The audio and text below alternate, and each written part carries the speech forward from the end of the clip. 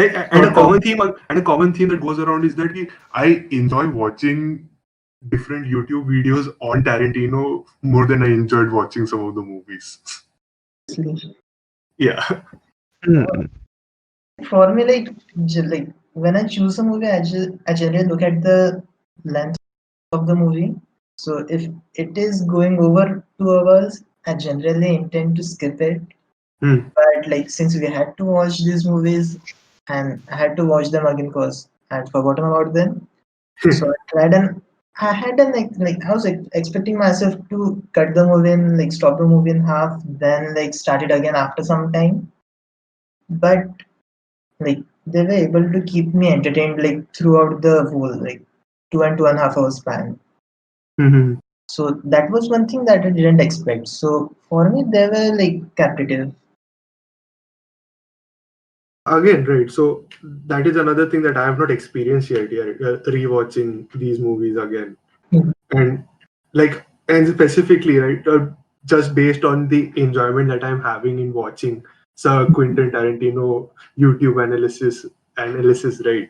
So Yeah. I do have a feeling that I'll enjoy them more second time through.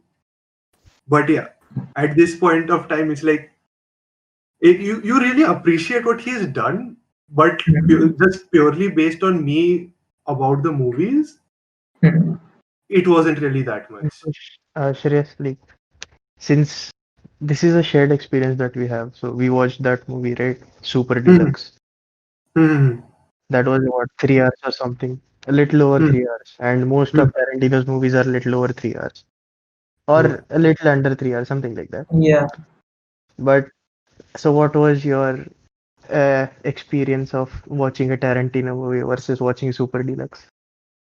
No, so Super Deluxe goes into the mindfuck territory towards the end, right? Which contributed to my Right. So not. even ignoring that is like, how many times did we check how much time is left in the movie?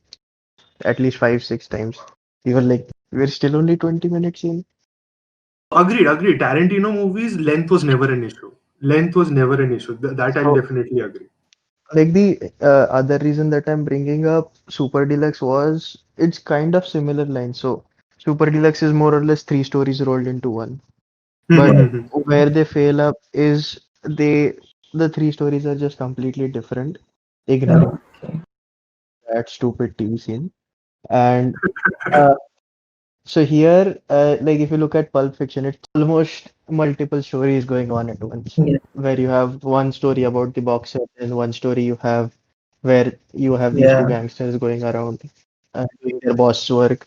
Then you have that one part where they're currently in a restaurant burglary. Yeah. But like the way towards the end, it's all the pieces of the jigsaw that fall together, and then you have that complete picture. That Yeah. is something that is masterfully done here.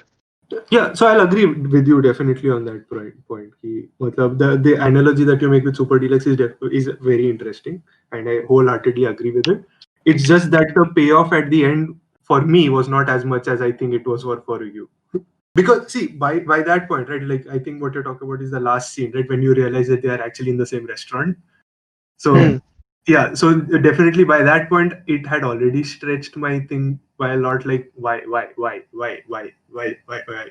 So, but definitely, so I think that specific aspect, and I feel specifically for Pulp Fiction, I was not in the right headspace for it because Yeah, you it, have to be open to things to Yeah. accept Pulp Fiction. no, it's not just open to things, right? So Pulp Fiction has been hyped to me ever since I joined IIT Gandhinagar, right?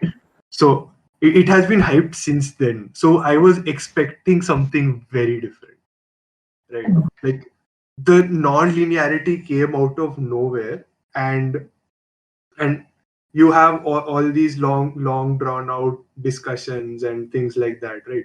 And which I don't really expect from Hollywood media. Okay, so no,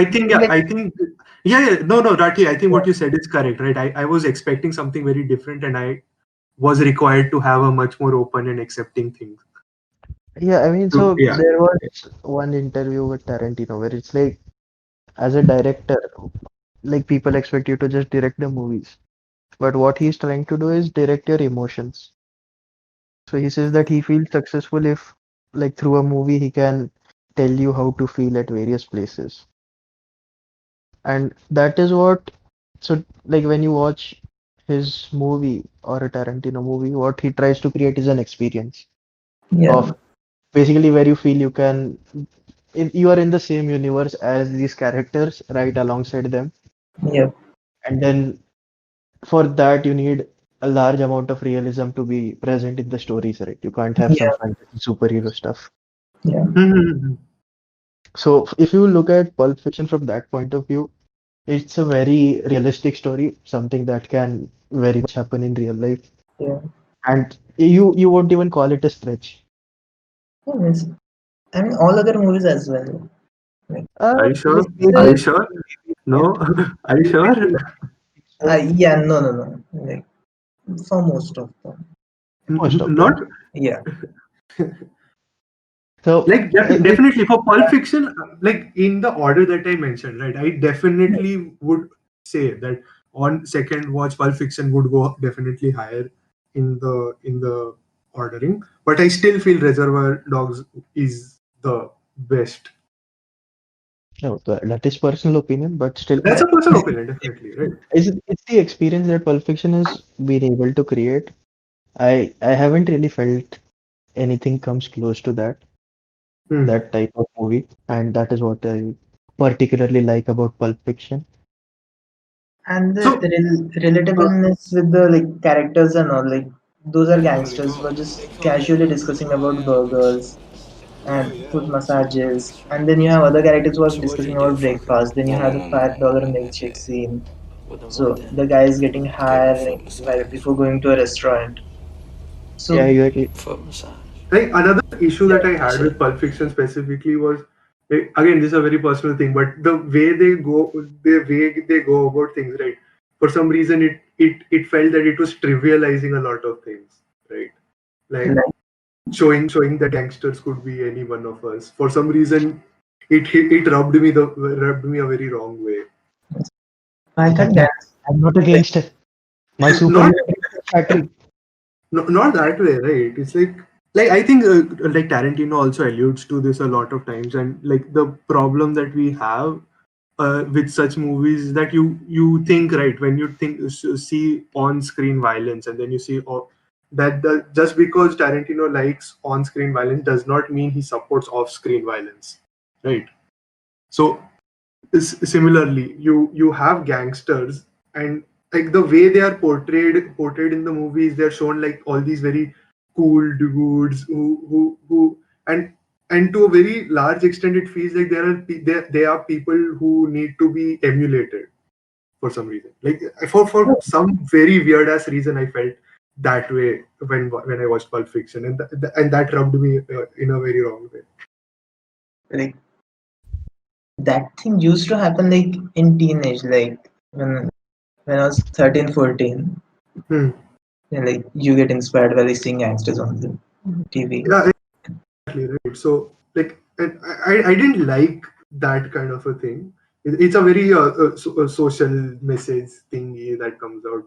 And when you look at new age, even if you look at things like when I discussed with my father, right, about all of this, like he has a very hard dislike for Tarantino as a director, uh, Hmm. like because of this reason. And he very interestingly made this comparison with I think Anurag Kashyap and his gangs of Wasseypur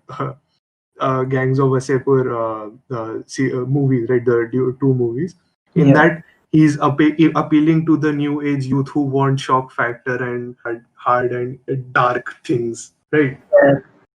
So it's a very okay boomer moment, right? Where you have things like you have the people saying, ki, in my age we saw movies like Chak De India, and nowadays youth are watching things like Gangs of Wasseypur.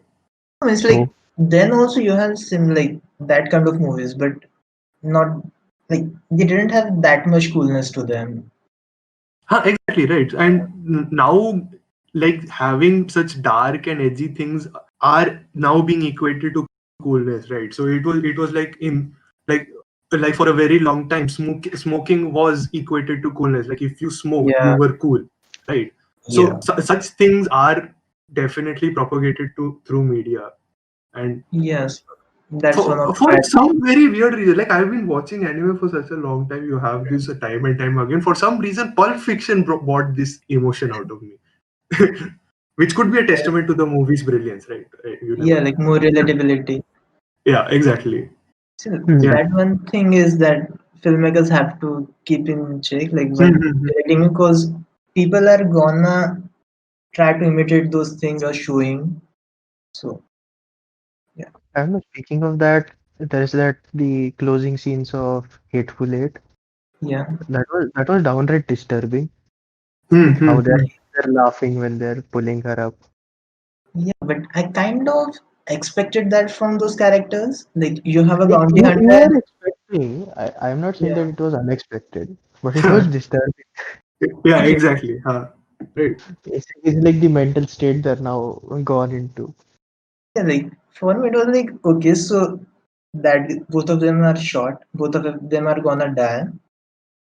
So they're just trying to have a like good thing at the end while making the other one more miserable, kind of completing the circle. Like initially she was gonna get hanged at the town, so now they are gonna die, but they want that thing to be fulfilled.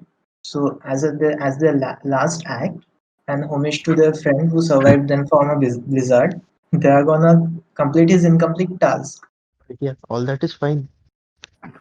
All that was there in the movie. It was a very poetic and disturbing form of justice. Exactly. Okay. Especially the way they're like the hysterical Mm. laughter.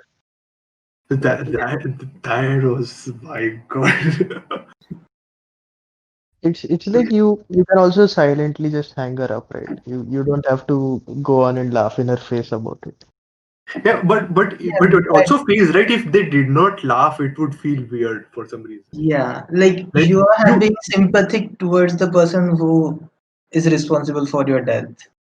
no, matlab, I wouldn't go so far to say sympathy, but but it's like the way the characters have been set up and the trials and tribulations they have gone through to get to that point. You expect them to have some sort of a emotional reaction to what is happening, but the way they go about laughing is so disturbing. My God.